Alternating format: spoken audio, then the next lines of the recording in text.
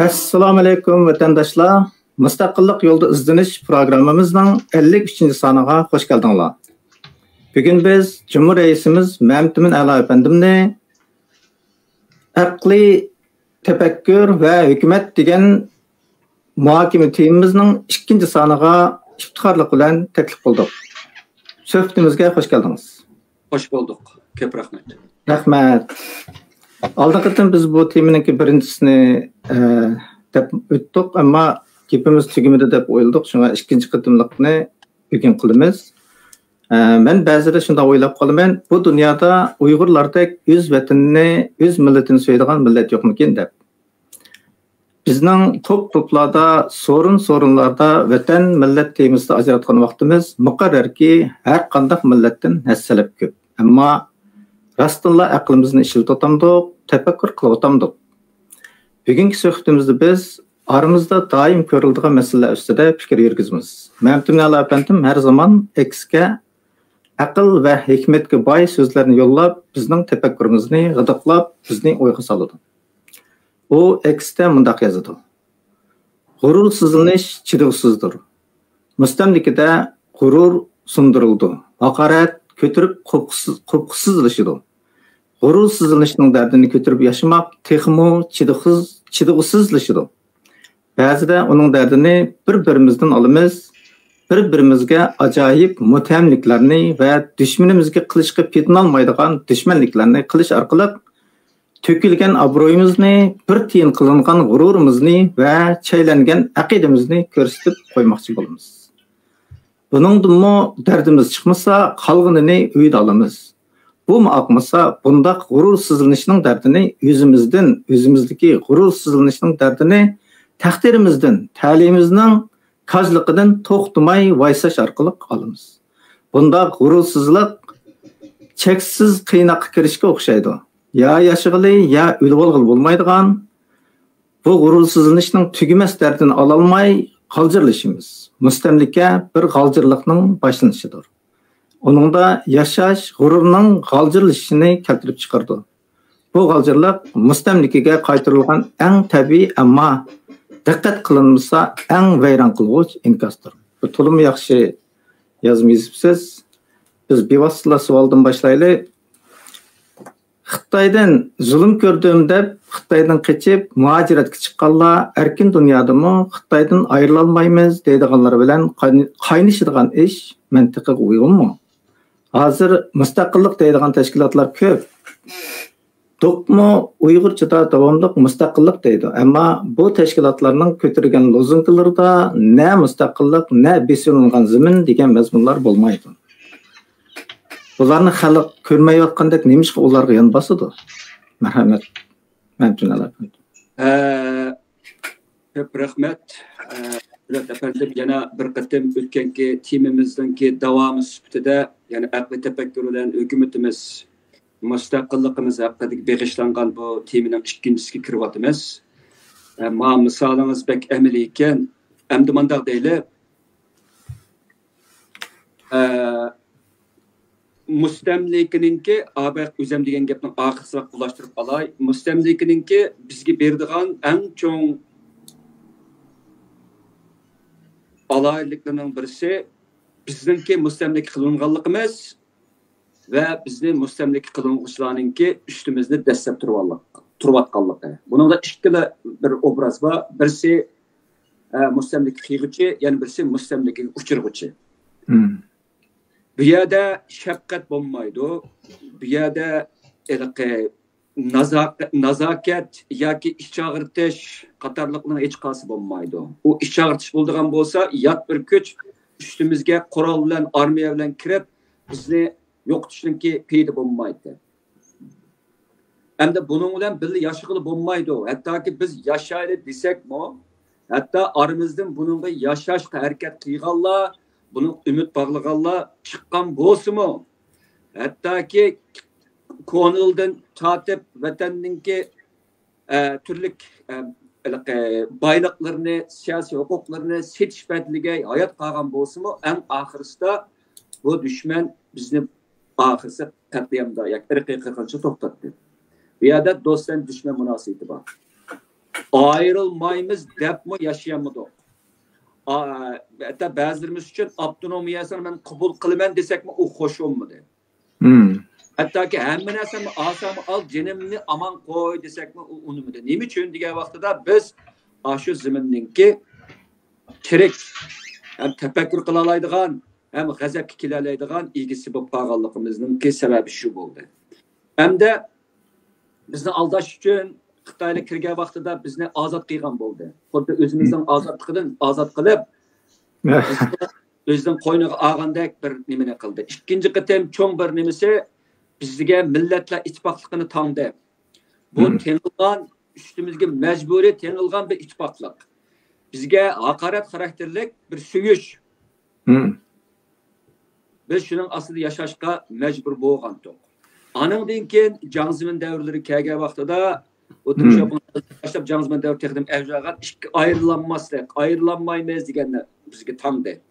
Ahirda terrorchilik vaqasi yuz bergandan keyin 2001-yili ahirida ayrılanmaslik, bizni azat qilish, bizni ulug' sotsializmni yeteklab bay-bayashatga kirgizishdak bundaq barliq tushunparlarning hammani yirtitib bizni terrorchi qilib o'ldirishga tushdi.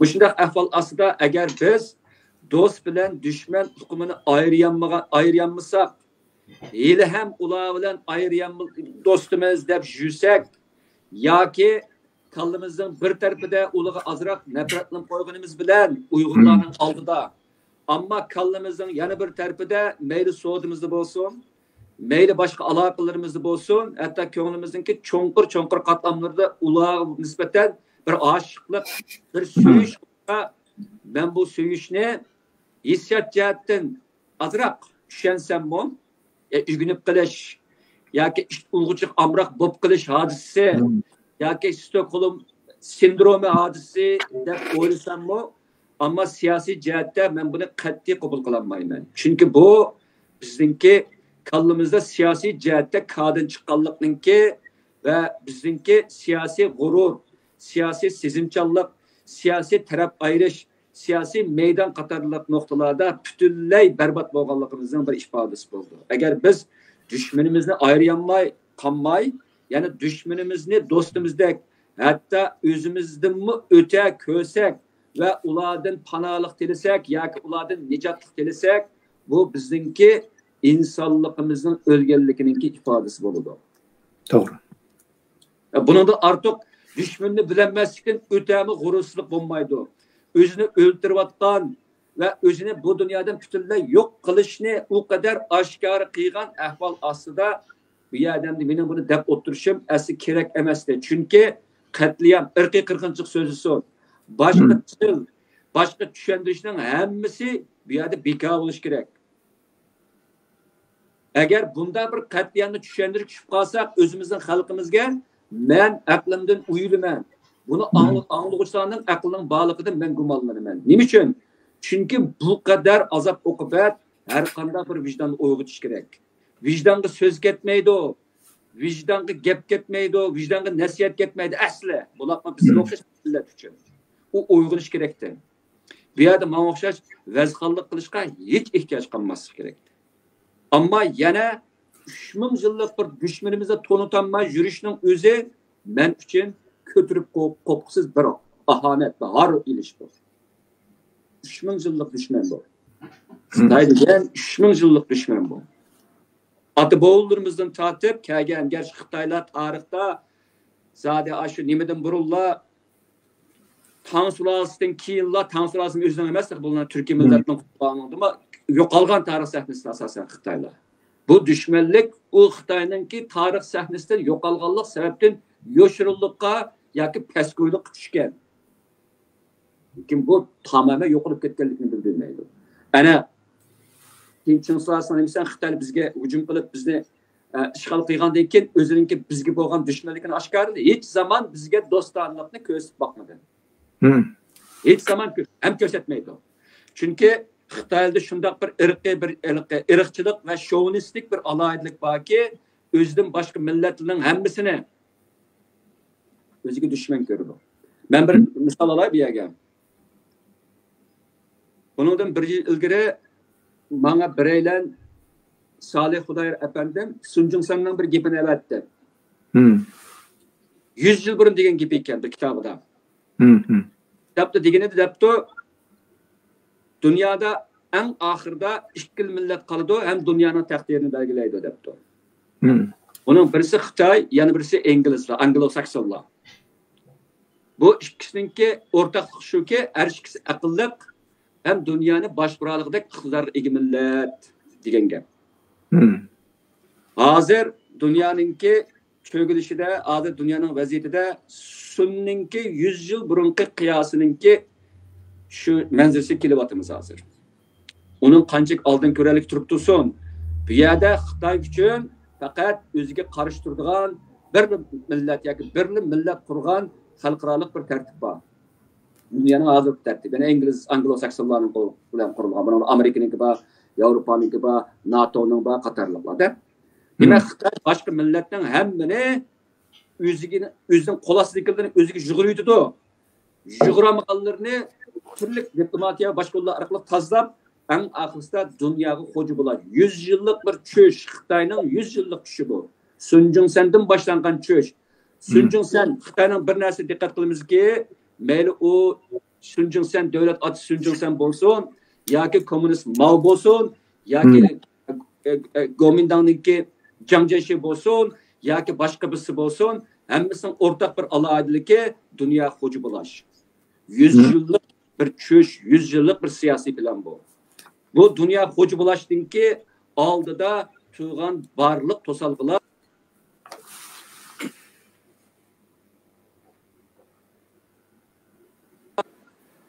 shu sababdan men bu yerda dushman hukmini yana qaytadan takrorlashga majbur bo'laman. Ya'ni bizningki hukumatimizningki so'ziga ko'ra bu yerda faqat birli dushman bor, ya'ni Xitoy tajovuzchilari bor.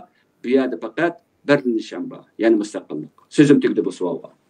Rahmat. Bu savolni biz amaliyotda jiq takrorladik, o'ttirib javobni jiq aylanib tushdi. Ammo Xitoylar bilan qaynashqannimi mustaqillik uchun deb bozorga soldigan bunda ahvollar ko'rilgani uchun buni yana deyishga majbur bo'ldik. Bu alayda aniq bir ish, Xitoyning niyati bir. Hamma Xitoyning niyati bizni yeb tugitish. Undaq ekan ular bilan qaynag'il olmaydi. Ular bilan qaynasa mustaqillik olmaydi. Mustaqillikdan boshqa chiqish yo'limiz yo'q. Hamtumlar efendimninki demoqchi bo'lganimiz shu. Hamda Xitoylar bir qo'lida bizga zulm qilsa, bir qo'lida san'at o'mak qurib berib, bizni usulga solgan edi. Boshqalar ko'rsa hayron has qolgudek vaqt sadoatimiz teshimizga tepib turadi. Muhojiratdimi naqsh usulimizga bo'lgan verismanligimiz siyosiy taqdirimizga bo'lgan qiziqishimizni hassilab besib tushdi. Sizce bu ochiqlachi qiliqimiz millat uchun bo'larmi?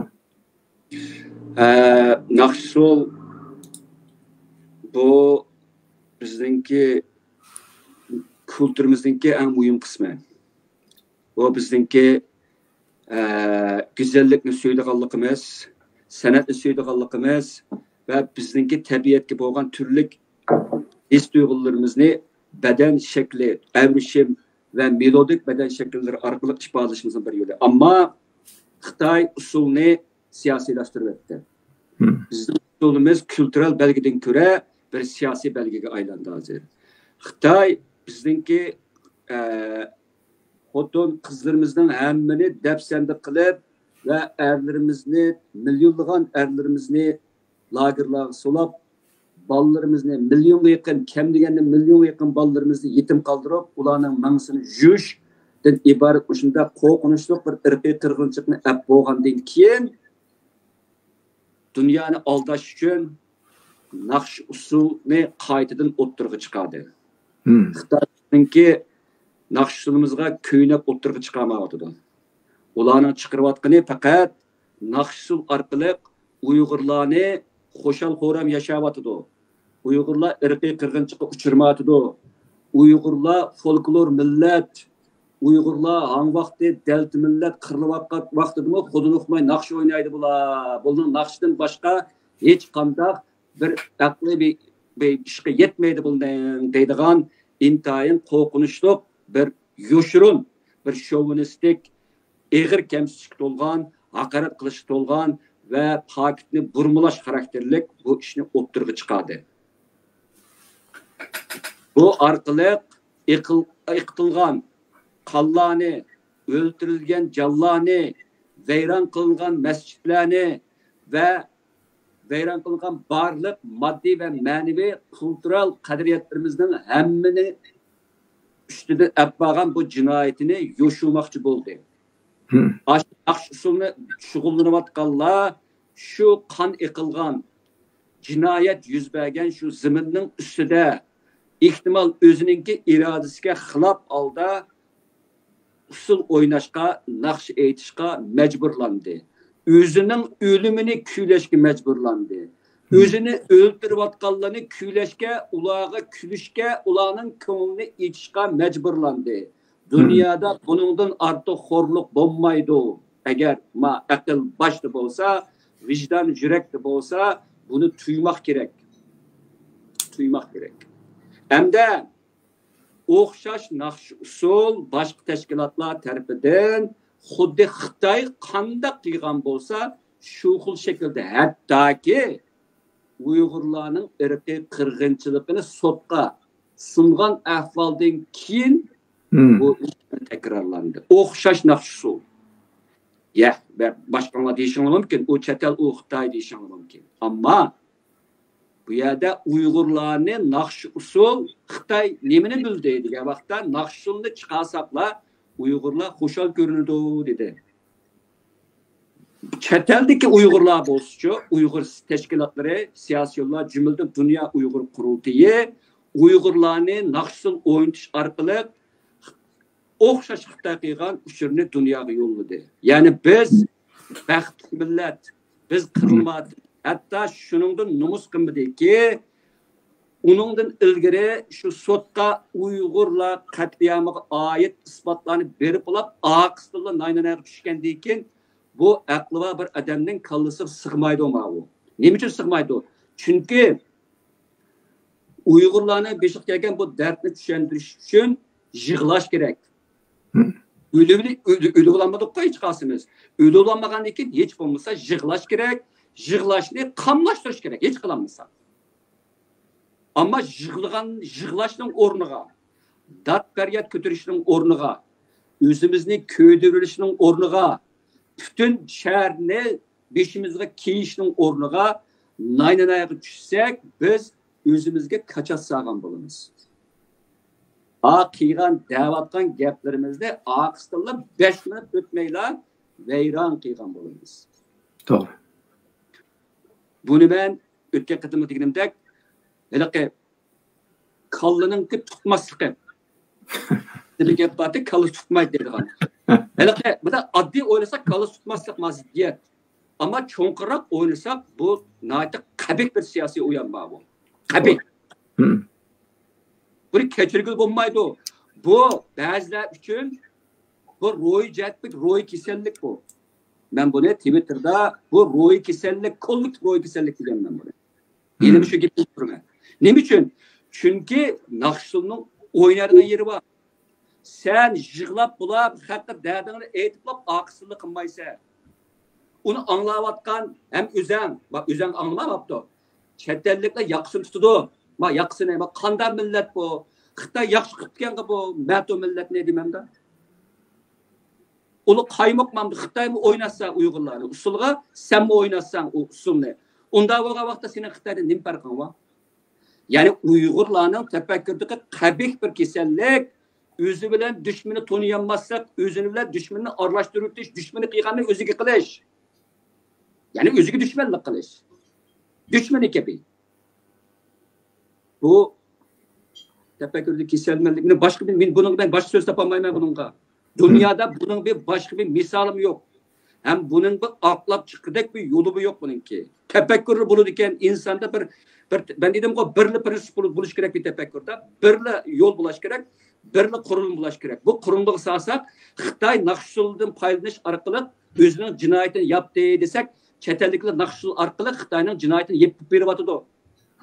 o'xshash hayotni oyadam yepib o'tadi naqshlar orqali mayadam yepib o'tadi garchi ular yig'lab uningda 5 minut ilgari boshqalarga yalvirib bizni qirib o'tadi degan bo'lsin bizning dalayotgan gapimiz bizni qirib o'tadi bizni qutqizib qo'y da'vatimiz bor hozir uni boshqa cho'nga dalayotgan ishlarimiz yo'q biz hammamizniki shuni inkor qilayotgan gap hozir ya'ni u naqshulni haliqi bir xil asabiylikda xumada kirishib qilishda odatlanib qilishda o'zi tutanmayotgan gap farqiga bormayotgan gap ba'zi o'ynayotganlarmi to'xtabdi buni o'ynasam nim bo'ladi men bu me'morlarning ko'nglini ochmasam nim bo'ladi men hozirgi millat ya men cho'ng motamdagi millat naqshsul o'ynamdi g'arbda motamdagi millat naqshsul o'ynamaydi ehtimol muzika qo'ydi to'g'ri g'arbda xristianlikda muzika qo'ydi qatorliqlar ammo ichilib yelib sakrab chiqib ketmaydi ekan uning ustiga sakrab chiqib ketsa mayli ammo xitoy shuni qilayotgani parallel olib berayotgan bo'lsa nima deb tushuntirsizlar buni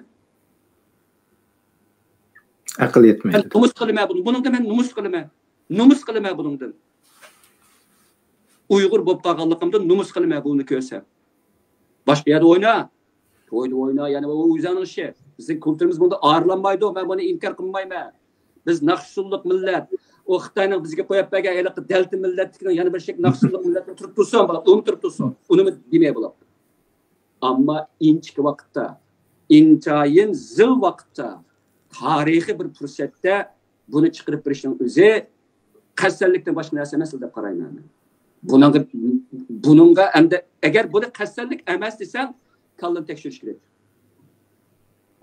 agar qassallik desa bu sotqinlik bo'ladi har o'ylasak buningda bir yaxshi bir natija chiqmaydi so'zim tugadi buni rahmat chet elda uyg'urlarimizning o'ynagan usulini ko'rish bizga yomon pek ig'ir keladigan bo'lib qoldi amaliyotda buni oddiy bir gapga yig'in chaqilsak o'zining nazarisida usul o'ynaganga o'xshash ekan bu hamda hukumatimiz yaqinda Tayvanlik Huangmo degan Xitoyning o'tirib qo'ygan Junxo birligi degan siyosiy safsatasiga eksda radiya berdi konular atiki quyruq maydan bugungi o'pka yaxshi degan ammo biz nima vajidan bu sunilgan qo'lni qaytirdik Xitoyninki bu federatsiyasiningki turli variantlari bor ma'go yeni chiqqani uning chiqqanlari bor bu chiqqanlarning hammasida ba'zilariga bir qarasak bular cho'ng maqsadi kompartiyani almashtirib o'tib ammo yanla Junxo millatlarininki bir umumiylik federatsiya shaklini barliqqa buni yanla Xitoy millati buningda asosli rol o'ynaydi qolganlar yana beqindi qiladi ammo uning ismi federatsiya biz Amerikaning sistemasiga o'xshab ketadigan bo'lib har bir masalan Sharq Turkiston Tibet ichki Mongol Hong Kong va boshqalar bir ayrim bir federatsiya hatto Xitoyning ichida nurg'unlagan ushaqni masalan Mava kanton ayrım buldu, Hakkaslar nima ayrım buldu. Onun içindeki mesela şimaldaki 3 ülke ayrım buldu. Şanghay'ın ayrım bir nima bulaş istiqva qatarlıqlar. Meyli onunki qaysi xil şekildeki nima bolsun, bu yerda haqiqatan bir nima yo'q. Haqiqatan baravar o'rnatilgan Amerikaninki tizimga o'xshash bir xil shekildeki nima yo'q. Bundan avvalgi Nobel tinchlik mukofoti o'tgan Liu Xiaoboninki milaqqa o'tgan xili ilgari bo'ldi. Bularninki milaqqa bir bayonotnomalar bor. U yerdami Sharq Turkistonninki manfaati, bular Sharq Turkistonning besivlangan zamin ekanligi to'g'risida tunish mujmal, hatto yo'q hisobda. Ya'ni yig'sam chet eldagi hech qanday bir Xitoy tashkilotlari yoki mush federatsiyani targ'ib qilayotganlar yoki buningda allburun bir line o'tirib qo'yib qo'yganlarning hech qaysida Sharq Turkistonninki besivlangan zamin ekanligidan iborat oldingi ham har qanday bir bizningki suhbatimizningki birinchi qadam bo'ladigan bu paket siyosiy reallik haqida tunish va uni e'tirof qilish yo'q. Shunga biz bularning hech qaysiga ishonmaymiz. Bu bir. İkincisi hem de bir yerde çoğun kültürel ve medeniyet ramkisini elip kaysam Xitay üçün başkalarınki Xitay hazırki Junxo minzu deyimiz bu. Junxo milletleri ya ki Junxo'nun kolektif kimliki, siyasi kimliki de başqa millatlarning hammasini kirgizib u qilishga bo'ldi. Ma'lum jihatdan, mayli ular diniy jihatdan bo'lsin, til nuqtasidan bo'lsin yoki boshqa nuqtadan bo'lsin, mayli Tayvanlik bo'lsin, Hong Konglik bo'lsin, yana birisi bo'lsin, bular ma'lum shaklda bularni oldiya oladi. Ammo Uyg'urlarni oldi qilinmaydi yoki Turkiy Sharq Turkiston Turkiy millat. Nima uchun? Chunki biz bambaşqa bir kültürge ve bir tarixga, tilga ve siyasi reallıkka egebiz. Biz hiç zaman, tarixte hiç zaman biz meyli o'ttir tüzənlikning olsun ya onundan başqasının olsun biz içi kirib batmaganmiz. Hem kirmeymiz, hem kirenmeymiz. Hem de bir yer yani bir kızık bir teyim bulup bir yerde hazır Türkistan deyilgan bir tuqum o'ttirib chiqib atdı hazır. Bunun için Türkistan umumiy kimligini o'rnatadigan bir nim bulup atdı. Bunun da yeniden Türkler Türkistan'da ortak bo'lgan elip tüzüldü. Bir yerde Uygurlarning nemisi yok. Mesel ilingan, undaq qilingan işlem yok. Demek biz maciyetten, çoğun Xitay'niki kirmegen bile, Türkistan'niki kirmeyatımız da hazır. Otları kelevatımız hazır da. Hem de Türkistan degenliğe ben çoğun bir ümitli kütmeyeme bunun da. Rasım desem. Çünkü bunda dişimden sebebi o Türkistan degenge kirgenliğin hemmisi de Ninki mesela 5 mesela köpüncüsü hazırki kışla devleti kirvatı. BRICS devletleri kirvatı. Bunun içinde en köp kirgeni Türkiye bulvadı. Hem de tekdimi mezhirlik yeri Türkiye'de hazır Türkiye'ninki asası kanunga çıkılış ahvalları künsürü küçüyordu. Mesela Erdoğan küçükün ilgiri şunda dedi ki Türkiye hiç zaman birla etnik bir terkipninki etnik kökenliğininki devlet emas dedi. Onun aldığını indi değilse Türkiye Türklerinin kançılık olsa Kurtların şunçak olurdu deyip Erdoğan aslasda Türklerle Kurtlar otururski ziddiyetini bağansır ulgaytış nimsiki düşüyordu. Erdoğan'ın neydi? Ya ki Erdoğan'ın akısda Erdoğan ne ve onun partisini kontrol kılıvatkallarının asas nişan nime diye vakta Türk kimlikini veyran kılış. Bu şundak ahval asla Türkistan degen bir nimenin oturuğu çıkışıga bence işenmeyme. Çünkü Türkistan degen bir çoğun bir coğrafiyada siyasi, kültürel ve başka cihatte liderlik orunda çıkalaydığı Türkiye oldu. Ama Türkiye özü hazır özünki Türk veya Türkistan kimlikini veyran kılış aldı turvadı da hazır. Türkiye'nin aldı intan xatarlik Erdoğan'lı buludiken Türkiye'nin kelgisi yaman çoğun karangılık düşüyordu, gulavadı da hazır. Bununla karıştırıvatkanı fakat Zafer Partisi yani Ümit Özdağ buluvadı Türkiye'de. Başkalar ağzıga tanga çişlevagandek cimtirvadı da. Kokavadı da. Hatta bununla yol koyuvadı da. Türkiye'nin evvalı bu. Ben Türkiye'nin çık kirip gitmek.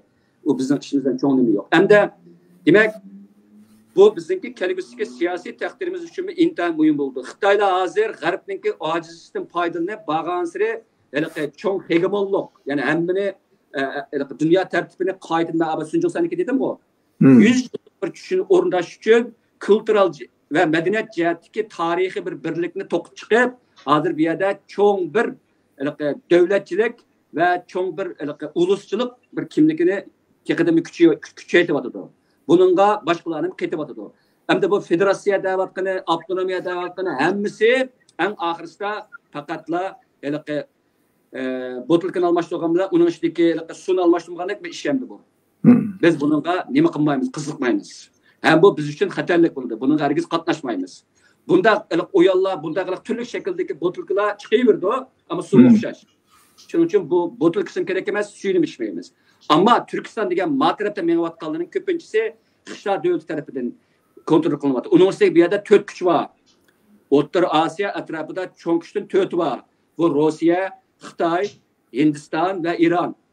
Böyle qaysi cihatdan bolsun, bularning hammasida bulapma üçe Hindistan'da başka üçe intayin küçük derecede bir işbirliği ortaklık ega. Hazır ko'ryapmiz Ukraynaga hazır nimeninki Şimali Kore'nin askerleri berip Rusya bilan birlikte Ukrayna'nın askeri yani NATO'nunki kısımları ve olanınki mutaxassir qilayotgan urushninki taktikleri qarashtiryapti hazır. Onu ko'ryapmiz hazır da.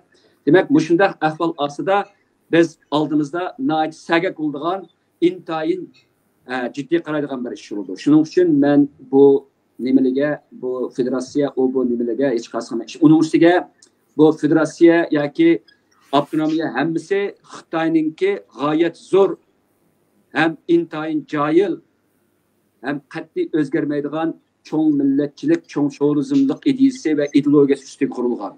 Bunu fakat yoşurdu.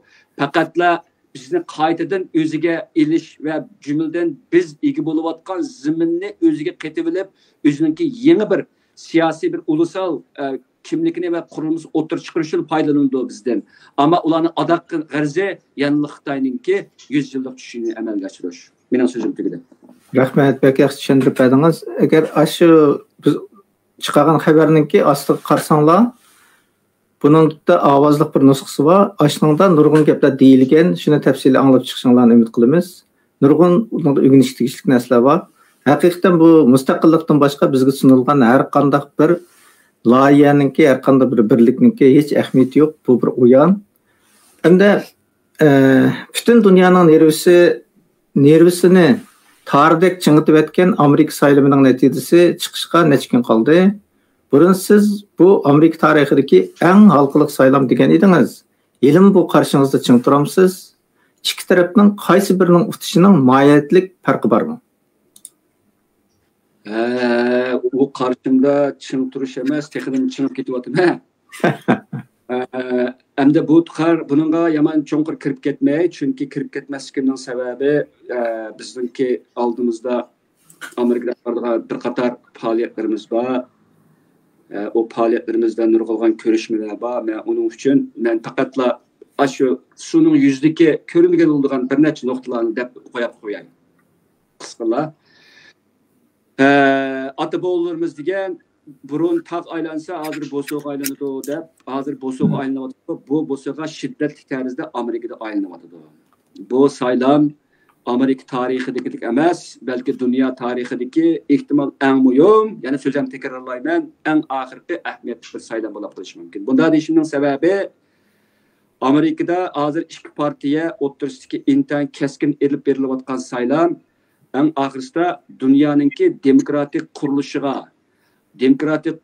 orqali hozirgacha dastaklanib kelayotgan dunyoning tartibiga cho'nqur va ehtimol aqsa qaytug'usiz yoki boshqa bir xil shaklda o'ngishg'usiz ta'sirlarni ko'rsatish mumkin. Bunda deyishimning sababi hozir Amerikada saylamda turlik endi saylam bo'ldigan ishlarda nurg'unlagan talashlar qarshi tarafni demokratiyaninki tahdidi, düşmeni bushda chiqadi ekan, Amerika tugaydi deb bir-birisiga qo'rqoq silib bütün matbuotni egallayotgan ishlar bor. Ammo matbuotni asosiy egallayotganlar demokratlar. 83% asosiy ingliz bir gap bor, mainstream media deydigan. Asosiy medialarni demokratlar kontrol qiladilar. Asosiy medialarning ko'p qismi jumhuriyatchilarga nisbatan nayta salbiy tillarni ishlatadi hozir. Ama hozir saylam bo'layotgan vaqtda nurg'unlagan saxtalıklar haqida ishlar bo'layotdi. Ma'lumotlar bo'layotdi. Ilgari bu saxtalıklar va bu saylamninki qanchalik darajada adil o'tkazilganligi asosiy medialar tarafidan xabar qilinadi. Hozir saylam qatnashayotgan har qanday bir amerikalik o'zi uchrayotgan saxtalıklarni shu zaman Twitterga chiqarib, u dunyoga ko'rsatadigan afzallik ega bo'ldi. Manda chilpatqa vaqtida asosiy medialarninki kishilarninki xabar elishdagi monopolligi bu qatim texidimi uzil kesil buzilishga boshladi. Buni allburun Trump buni buzilishda g'oyat zo'r rol ko'rsatgan. Ya'ni Twitterda o'zininki siyosiy qarashlarini, hattoki siyosatlarini tashviq qilish va bildirish boshlagan Trump. Shuningdek boshqa siyosatlar ergashgan. Bu orqali asosiy medialar emas, balki Twitter xalqninki ishonchli uchurlar erishishga manba bo'lib qolgandi. Endi hozirgi bu ahvolda bu saylamdagi eng chong xatarning birisi bu saxtalıklar chiqdi. Hamda qaysi chiqsa o'ttirga bu tugimas datalashni barliq keltirdi. Bu saylam kishilarninki buningdagi so'zliklarda va kallasida tugamaydi. Bu oxirlashmas bir saylam bo'lib ketadi. Nima uchun? Bu bir-birini ayıplash, saxtalıqda ayıplash tugamaydi. Hamda bu nimani keltirib chiqirdi? Amerikaninki hozirda bag'ansir qutublashishni texidami qutublashtirdi. Andan texidami qo'rqinchligi kishilarninki hukumatga, saylamga va hukumatda saylab chiqilgan rahbarlarga bo'lgan ishonchi jiddiy tugallaydi. Hali hamma g'arbda umumiylik ahvolda xalqninki davlatga, davlatninki institutlarga yoki muassasalarga va davlatlar rahbarlariga bo'lgan umumyuzlik ishonch jiddiy tubanlayotdi. Bu mening gapim emas. Buning nisbatan nurg'unlagan statistikalar va rayishlash elib berilgan natijalar bor. Endi bu qitimli saylamdan, Amerikadagi saylamdan natijasi kishilarningki bu hukumatningki, Amerika hukumati bo'lgan ishonchini g'oyat zo'r darajada tubanlaydi. Bu eng oxirida ehtimal g'oyat zo'r darajadagi ijtimoiy muqimsizlikni barliqqa keltirib qilish bir nimasiga ega, xohishiga ega. Uning ustiga biz hozir bu Trump bilan Kamala Harris ikkisiningki cho'ng siyosatlarga qarasak, asosan cho'ng yangiliklar yo'q. Jumladan o'zimizning masalasiga kelsak, xabarimiz bor. Bizningki kelgan vaqtida biz irqiy qirg'inchiligimiz Trump tutayotganda boshlangan. Trump 2016dan 2019 tutdi. Shu vaqtda yuz berdi. Bu Bidenning davri kelgan vaqtida asosan yig'ishtirilish bosqichini boshdan o'tadi. Demak, 8 yil jarayonida mayli demokratlar bo'lsin, yo jumhuriyatchilar bo'lsin, mayli demokratlar bo'lsin, bizningki irqiy qirg'inchiligimiz qarta garchi bo'lapmi Trumpning davrida ba'zi bir qonun loyihalari o'tirib qo'yilib tasdiqlangan bo'lsa-mu, ammo Bidenning davrida bu nacharlashish davrini boshdan kechirdi. Hozir endi bizningki oldimizdagi 5 yilimiz Amerika uchun qanchalik muhim, dunyo uchun qanchalik muhim bo'lsa, bizning nuqtamizdan intayin tor doirada va o'zimizning manfaatini chiqish degan vaqtimizda bu texidimi muhim bo'ladi. Hayot mamotimizga munosabatli. Bizningki chet elda qanchalik putirab tura olishimiz va vatandagi irqiy qirg'inchilikni qanchalik darajada to'sa olishimiz uchun intayin ochqich rol o'ynaydi. Endi bu yerda qaysi bir rahbar chiqsin, Trump chiqsin yoki Kamala Harris chiqsin, hozirgi g'arbningki umumyuzlik cho'kishini yoki Yuriy Bezmenov 1980-yillarda g'arbning vayron bo'lish to'g'risida oldin ko'rar qarashlarininki to'g'ri ketayotganligini ochiq amaliyotlar bilan isbotlayotdi. Bu jihatda ilib o'tgan vaqtida g'arb bilan qishloq davlat o'rtasidagi kurash texnikada keskinlashadi. Agar g'arb bu qitim kuchli bir liderlikning ostiga kelmasa, bular oldimiz 4 yil ichida ma'lum qishloq davlatininki dunyo tartibini qaytadan o'zgartirish. Bular bunishda Xitoyning dunyo tartibida eng ustun o'rin elish ehtimolligi nihoyatda yaqin bo'lib qoladi. Amerika buningda ochiq rol o'ynaydi. Hamda yana bir yeri hozir Twitter'dagi uchurlarninki g'oyat zo'r darajada erkin bo'lish sabablik nurg'un odamlar nurg'un narsani bilib ketdi. Bu narsa nima degan vaqtda 100 yillik Amerikaning jumladan g'arbning tarixi. 100 yilda g'arbda 2 qitimlik urush bo'ldi. Ya 3 qitimlik urushda, Birinchi dunyo urushi, Ikkinchi dunyo urushi, sovuq munosabatlar urushi. Bu 3 qitimlik urushninki aqida tarix kitoblarida yozilmagan, dars kitoblarida so'zlanmagan, ilmiy maqolalar tilga ilinmagan nurg'un masalalar qaytadan o'tirib chiqyapti. Bu masalaning ichida eng chong chiqayotganlarning birisi, ya'ni Germaniyadagi ulusal sotsializmninki xarakteri, Gitlerninki obrazi qatorliqlar qaytadan bog'lanib, g'arbninki ilm sohasidan tortib toki odatlik sohagacha yer tevrash xarakterlik o'zgarishlar bo'lyapti. Bu Amerikaninki kelgusiga nihoyat cho'nqur ta'sir ko'rsatdi. Ya'ni hozir ko'chmanlar bilan Amerikadagi yerliklar bo'lsin, Yevropadagi ko'chmanlar bilan yerliklar o'tirishga ziddiyatmi kun sari keskinlashyapti. Ko'chmanlarninki soni ishg'ashib, yerliklar o'zining mavjudligidan xavf his qilyapti. Kelgusida ko'chmanlar jumladan Yevropadagi musulmon ko'chmanlar o'tirishga to'qinish texnikada keskinlashadi. Ya'ni bir xayrlik bir ish yo'q bu yerda. Shunda endi millatchilik ulg'uydi, fashizm o'tirib chiqishi mumkin kelgusida. Dunyoning narda qapasida ham fashistik biz Ikkinchi dunyo urushida ko'rgan shu fashistik ideyaga ega liderlar jiddiy qo'llashga erishishi mumkin. Bunda ahvol ostida Dünyanın kelgüsünü oylagan vaqtimizda naiti bir xatarlik bir ahvollar bo'lish ehtimolligi bor deb qarayman. Endi gapimni yig'sam, bu xatarning ichida yana ba'zi umidlar yo'q emas. Umidlar yo'q emas deyishimning sababi, agar Trump chiqib qolsa, bizga garchi cho'ng bir nimasi bo'lmasa-mu, ehtimol Trump Amerikaning hozirgi 35 trillionlik ichki federal hukumatning qarzi, hozirgi ko'chmanlarning krizisi, iqtisoddagi ko'pik ahvol, pul muomaladagi vayronchilik qatorliqlarni o'ngishishi mumkin.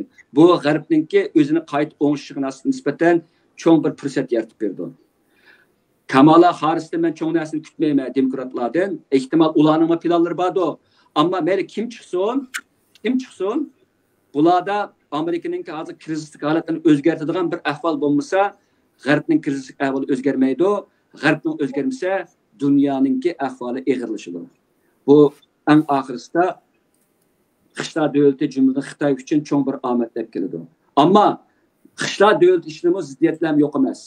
Bularmi Rossiyadan Xitoy o'tirish ziddiyat hamon bir kuni cho'nqirlashib, bu yerda bir to'qinish kelib chiqish ehtimolligi bor.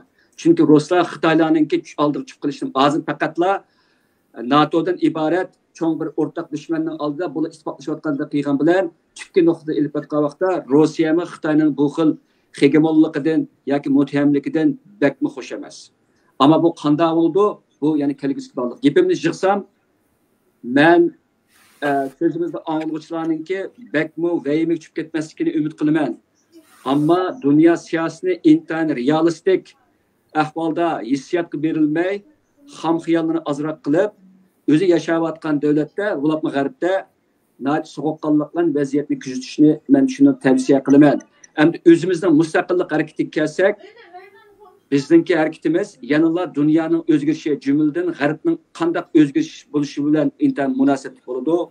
Hem de G'arb bu aldırab Xitoyninki baş götürüp o'ziga hukmronlik qilishni xohlab ketmaydi.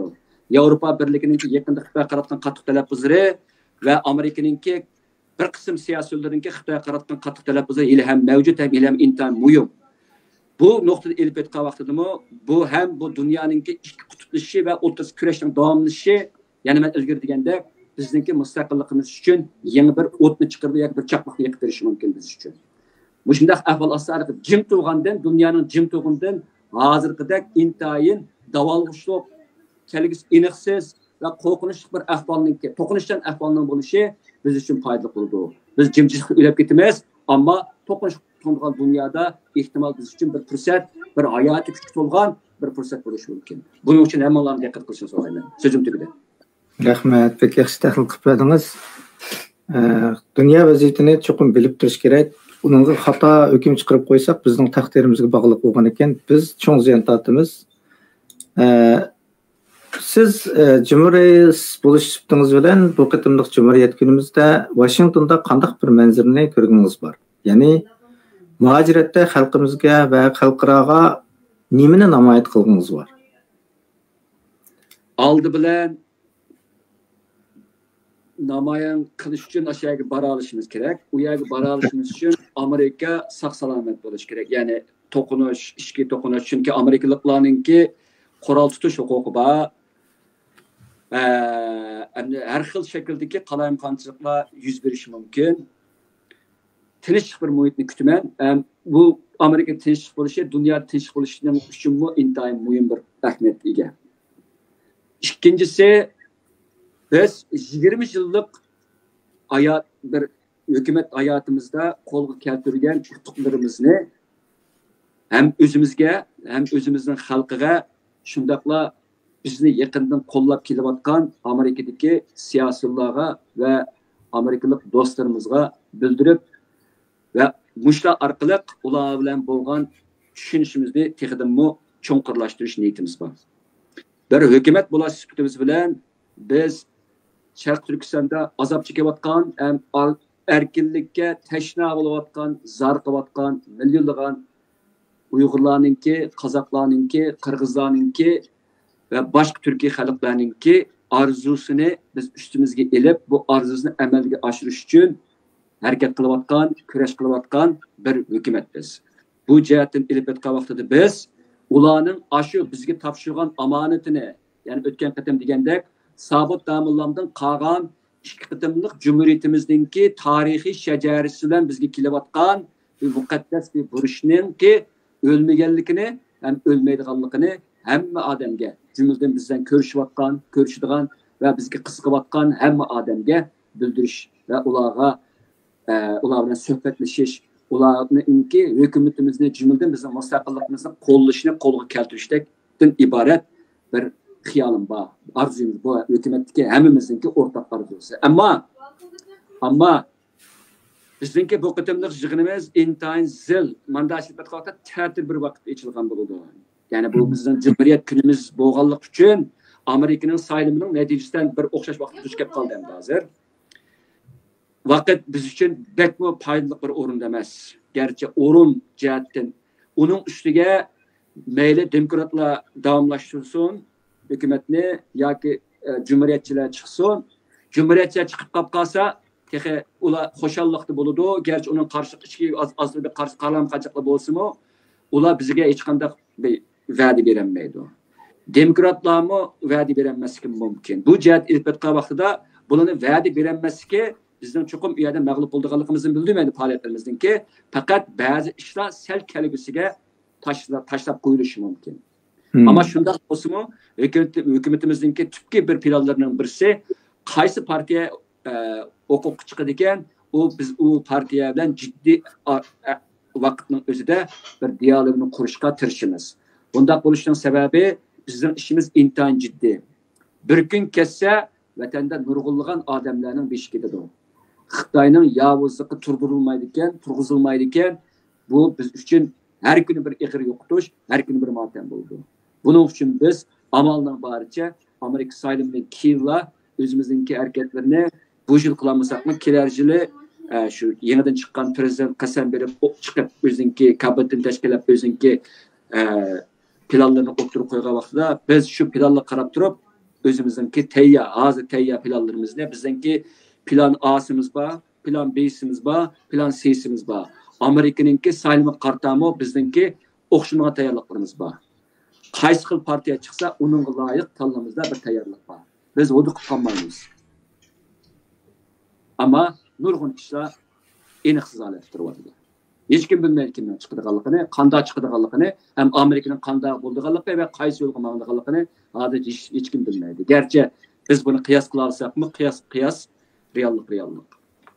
Sözüm tegdi. Endi oxir bir qatim qaytib qo'ydiganim, o'tgan qatim ta'kidlaganimdek, yanala hukumatimiz bilan xalqimizning o'ttirisidagi o'zaro tushunish va aloqani ham biz kuchaytirish niyatida ham planlarimizdan birisi. Shu bu jihatda hukumatimizni qo'llaydigan, oshkor bo'lsin, yoshirin bo'lsin, yenimizga kelishini va biz bilan ashi bir sabti bo'lib, o'zimizningki davlat she'r o'qilgan so'rinda bilib, vatanimizga bo'lgan sevgimizni ifodalab, uningdan iftixorlanish hissiyotimizni izhor qilib, bir-birimizga bo'lgan qarindoshlik hissiyotimizni tushishda hammalarni shu bizningki 2 kunlik faoliyatlarimizga taklif qilaman. Bizningki darvozamiz har vaqt vatan suyar, har qanday bir Sharq Turkistonlikqa ochiq. Hem bizdeki hizmetlerimiz yamancık, planlarımız yamancık. Bunun için biz nait köp adamlarga, nait köp cümleden yaşlara ve talantlara muhtaç. Bu vatanimizni qurishdan iborat bir ulug'vor xizmatda kambasi bo'lmaydigan bir bosqichlar bu. Shuning uchunmi, shunda ixtisosli xodimlar uchunmi bizningki ishimiz har vaqt ochiq. Har vaqt qo'limiz ko'ksimizda marhaba deymiz. Rahmat. Devletimizden müstakilligini esli keltirish uchun her ishga tirishchilik ko'rsatamiz. Shu qatim bek inchga bir vaqtga ait sezgir vaqt to'g'ri kelib qolganlik uchun bizning o'ylaganlarimizdek siyosiy faoliyatlarni qilolmasligimiz mumkin, chunki hukumat prezident yangidan chiqqani uchun. Ammo bizning bunga tayyorligimiz bor dedingiz. Ko'pdan ko'p rahmat.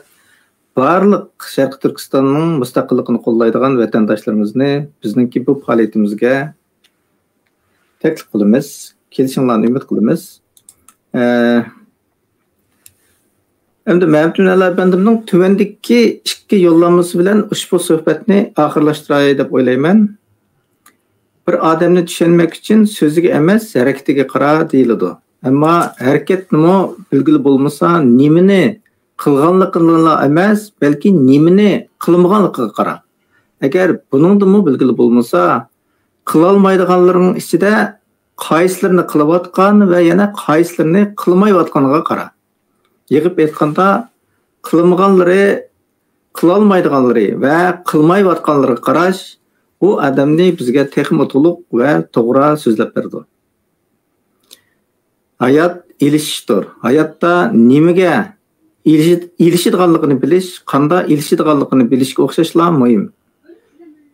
Nimaga ilishishni bilmaganlar ya yarim yo'lda qoladi, ya osonla voz kechadi, ya o'ziga qarshi ish qiladi, ya kichikgina manfaatiga setilib ketadi. Qanday ilishishni bilmaganlar osonla mag'lub bo'ldi.